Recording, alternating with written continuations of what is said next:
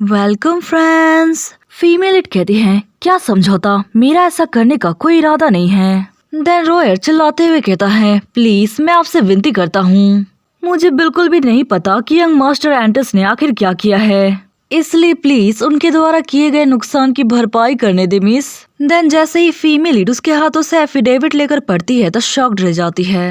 Then कहती है, रॉयर मुझे लगता है कि तुम्हें मिसअंडरस्टैंडिंग हुई है। देन तभी वहाँ पर एंटस आकर कहता है, लेडी पैलेस क्लाइंट है और तुम उस ड्यूक को अच्छी तरह से जानते हो, है ना? एंड ये सुनकर रॉयर शॉक्ड होकर कहता है, क्या इसका मतलब यंग मास्टर ने लेडी के साथ कुछ भी गलत नहीं किया?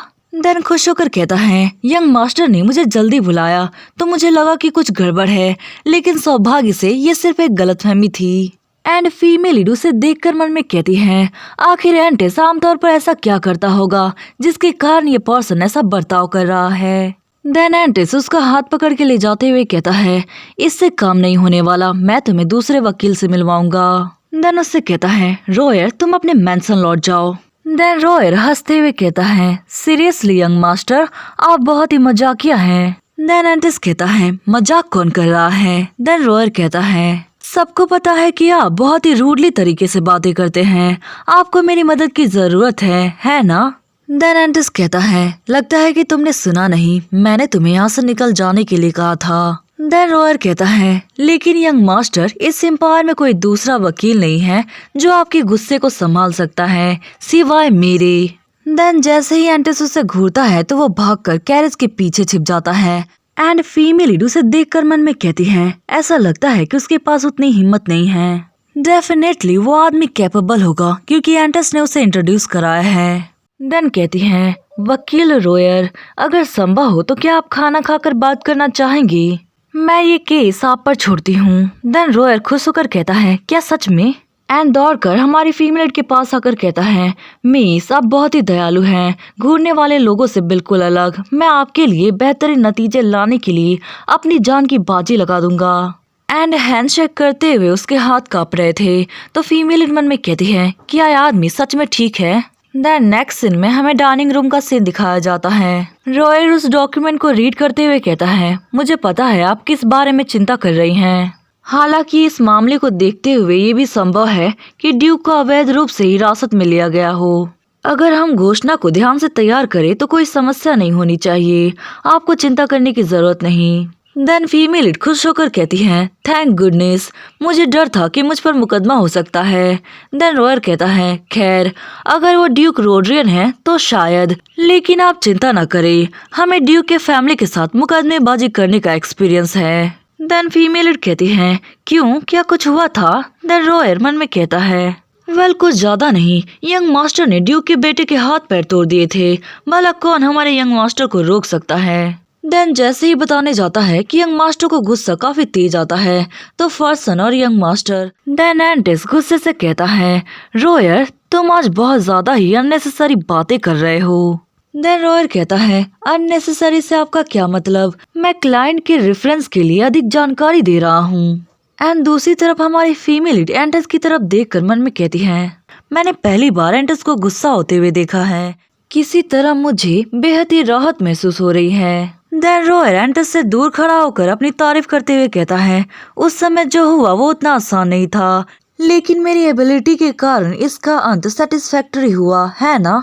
देन बैरन कहता है, आप बहुत ही भरोसेमंद है तो निश्चित रहें, मैं हाथ पैर वाली घटना को लेकर थोड़ा हैरान था, मुझे ऐसे जेंटलमैन से ऐसी उम्मीद नहीं थी। देन रॉयर कहता है, खैर उस उम्र में लड़के ऐसे ही होते हैं, एनर्जी से भरपूर और अपनी भावनाओं को कभी कंट्रोल नहीं कर पाते, इसलिए फर्सन ने अपने सिर पर पत्थर मारा। एंड ये सुनकर बैरन शॉक्ड। एंड जैसे ही आगे बताने जाता है तभी एंटिस अपने हाथ में पकड़े गिलास को तोड़ देता है। देन कहता है, माफ करना, मुझसे एक्सीडेंटली ग्लास टूट गया। एंड फीमेल उसे देखकर शॉक्ड होकर मन में कहती है, क्या ये सच में एक्सीडेंट ही था? मुझे तो नहीं लगता। देन बैरन कहता है, यंग मास्टर आपका हाथ ठीक तो है ना, या फिर आपने बुरी यादों की वजह से ऐसा किया? देन एंटिस कहता है, मैं ठीक हूँ सर बैरन, लेकिन अपने बचपन के बारे में बात करना बहुत ही एम्बैरेसिंग था। हमारे बीच का झगड़ा एक छोटी सी गलतफहमी के कारण था। उन बहसों और झगड़ों का कोई अंत नहीं दिख रहा था, इसलिए मैंने सोचा कि खुद पर दोष लेना ठीक रहेगा। देन बैरन कहते हैं, तो ऐसा हुआ था। आप बहुत ही थॉटफुल पर्सन हैं। मैं आपको लगभग गलत समझ बैठा। देन लॉरा परेशान होकर कहती है, आपका हाथ ठीक तो है ना? देन एंटिस कहता है, जैसा कि आप देख सकती हैं। देन बैरन कहते हैं, मुझे आप पर भरोसा है, स्पेशली आप मेरी डॉटर के लवर जो हैं। देन रॉयर कहता है, माफ करना, क्या मैंने सही सुना? देन सब वाइन टोस्ट करते हैं तो उसे बताते हैं, तो ये जानकर उसे 440 वोल्ट का झटका लगता है। एंड परेशान होकर चिल्लाते हुए कहता है, एक मिनट, क्या हमारे यंग मास्टर और यंग लेडी डेट कर रहे हैं? देन बैरन कहता है, हाँ बिल्कुल, ये उनका फर्स्ट डे है। देन ये सुनकर रॉयर को अपनी कानों पर विश्वास नहीं हो रहा था। एंड मन में कहता है, यंग मास्टर डेट कर रहे हैं, डेट, वो लवर बन गए हैं। बेचारे को ये सदमा बर्दाश्त नहीं होता है तो वो नीचे गिर जाता है। देन फीमेल परेशान होकर कहती है, मिस्टर रॉयर आप ठीक तो है ना? देन एंटिस कहता है, उसे मरने दो, अब यहाँ काफी शांति है। एंड उसकी तरफ प्यार से देखते हुए कहता है, आज हमारी फर्स्ट डेटिंग की एनिवर्सरी है, तो मेरे साथ समय बिताने के बारे में क्या ख्याल है? देन ये सुनकर फीमेल इरिटेट हो जाती है और बेचारे रॉयर की तो हालत खराब। देन तभी उसका ध्यान रॉयर पर जाता है तो वो अपना हाथ हटा लेती है। देन कहती है, मिस्टर रॉयर आप ठीक तो है ना? आपने मुझसे कहा था कि अगर मुझे किसी भी चीज की जरूरत हो तो बस आपको बता दूं, है ना? देन रॉयर कहता है, हाँ बिल्कुल। देन फीमेल कहती है, तो मुझे विंसेंट के बचपन के बारे में थोड़ी जानकारी चाहिए, क्या आप मुझे बता सकते हैं? देन ये सुनकर विंसेंट हैरान एंड उसे रोक नहीं जाता है तो फीमेल कहती है, क्यों, क्या मैं ये भी नहीं जान सकती, क्या तुमने कुछ गलत किया है? वेल, वास्तव में कुछ ऐसा ही है, किसी पर्सन के हाथ पैर तोड़ने की वजह से उस आदमी पर केस हुआ और साथ ही में सिर पर चोट लगने वाला सिलसिला। ऑफ कोर्स वो क्यों ही चाहेगा कि उसके बचपन के बारे में कोई जाने, खासकर वो लोग जिन्हें यह आदमी पसंद करता है। देन तभी फीमेल कहती है, एनीवे काफी रात हो गई है, बड़े दुख के साथ बोलना पड़ रहा है कि मेरे पास समय नहीं है, तो इससे पहले आपकी ये लवर और अधिक क्यूरियस हो जाए और खुद को रोक न पाए, तो चलो इस डिनर को यहीं पर खत्म करते हैं, ठीक है? एंड मन में कहती है, अगर तुम मुझे परेशान करते हो तो मैं तुम्हारा पूरा पास्ट खोद कर निकाल दूंगी, समझी? देन ये सुनकर एंटिस के तो पसीने छूट जाते हैं। देन वो कहता है, ठीक है, तो फिर ऐसा ही करते हैं। देन ये सुनकर रॉयर शॉक्ड होकर मन में कहता है, oh my goodness, young master डर गए?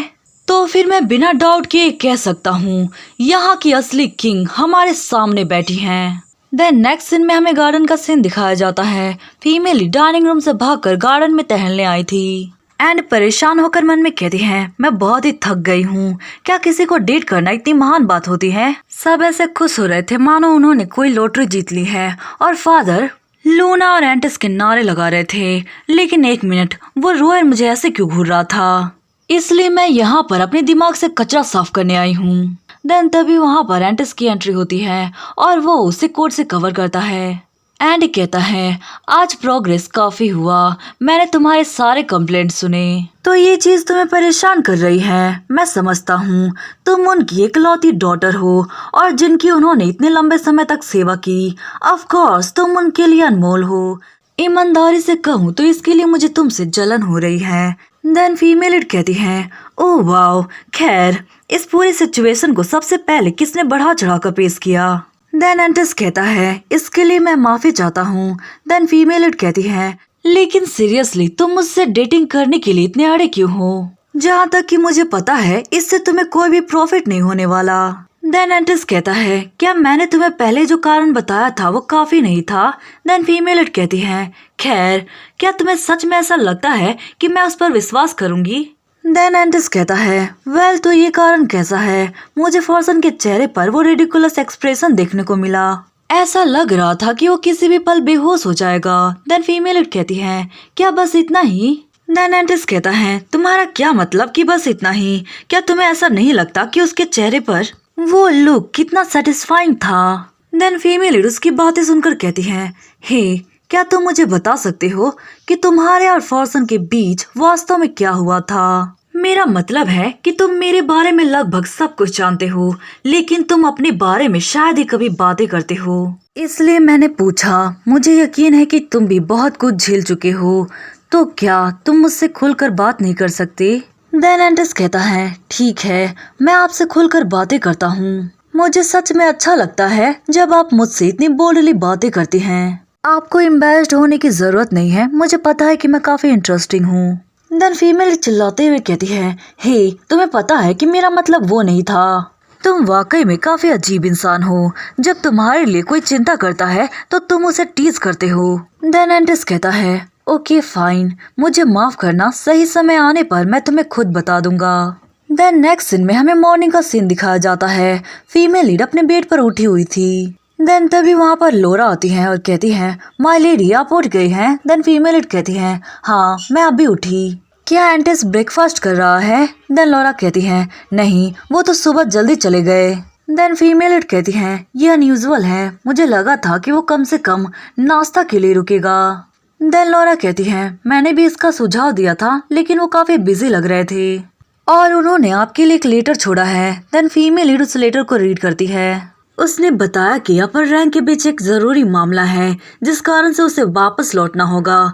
यदि तुम्हें कोई समस्या आती है तो वकील की राय लो। मैं कल के लिए माफी चाहता हूँ, प्लीज मुझसे नफरत मत करना, हम जल्द मिलेंगी। देन लोरा कहती है, ऐसा लगता है कि यंग मास्टर आपको सच में पसंद करते हैं। उन्होंने इस तरह का लव लेटर छोड़ा क्योंकि उन्हें चिंता थी कि आप परेशान हो सकती हैं। देन ये सुनकर फीमेल लीड मन में कहती है, लोरा फिर से अपने भ्रमों में खोई हुई है। एंड लोरा मन में कहती है, अगर वो इतना ज्यादा रोमांटिक है तो वो निश्चित रूप से आपको खुश रखेगा। मुझे आश्चर्य है कि वो कब शादी का प्रस्ताव रखेंगी। देन फीमेल लीड परेशान होकर मन में कहती है, अभी मैं सच नहीं बोल सकती, भले ही वो चला गया हो लेकिन वकील अभी भी यहीं पर है। फिर भी मुझे ऐसा क्यों महसूस हो रहा है कि कुछ गड़बड़ है। देन नेक्स्ट सीन में हमें रोडियन मैंसन का सीन दिखाया जाता है। ड्यूक रोडियन कहते हैं, तुमने जो अभी बोला उसे दोहराओ, मेरे जाने के बाद मैंसन में क्या हुआ। देन बटलर बताता है, लेडी पैलेस बैरन के तलाश में मैंसन में आई और उनकी यंग मास्टर के साथ तीखी बहस हुई। उस दौरान यंग मास्टर को थप्पड़ भी पड़ा। विंसेंट भी वहाँ मौजूद थे, इसलिए मैडम ने उन्हें और अधिक भ्रम से बचाने के लिए वहाँ से चले जाने के लिए कहा। देन ड्यूक कहते हैं, तो तुम इस पूरे समय क्या कर रहे थे? एंड गुस्से से कहते हैं, तुम बेकार बैठकर सब कुछ होने दे रहे थे। देन बटलर कहता है, मैं माफी चाहता हूँ। देन ड्यूक कहते हैं, ये काफी दुख की बात है कि लेडी ने उन्हें जाने दिया, शायद इसलिए क्योंकि वो उनका बेटा है। फर्सन, वो बेकार आदमी अभी भी अपने कमरे में छिपा हुआ है। देन बटलर कहता है, हाँ बिल्कुल। देन ये सुनकर ड्यूक गुस्से में आ जाते हैं और कहते हैं, वो बेकार निकम्मा। वेल उसके गुस्से से ग्लास टूट जाती है और चिल्लाते हुए कहता है, मेरे बेकार बेटे और पत्नी के बीच और रोडियन के सम्मान का कलंकित करने का उनका प्रयास, मुझे डर है मैं इसे और बर्दाश्त नहीं कर सकता, जल्दी उसे यहाँ लाओ।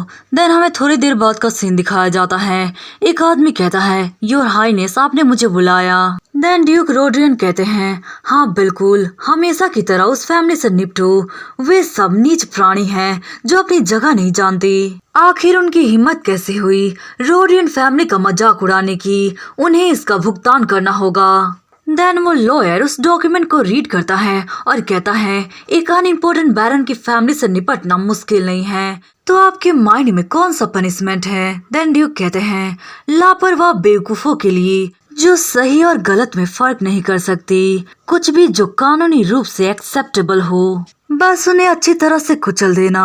देन लॉयर कहता है, ठीक है योर हाइनेस, मैं निश्चित रूप से इसे पूरा करूंगा और आपकी उम्मीदों पर खरा उतरूंगा।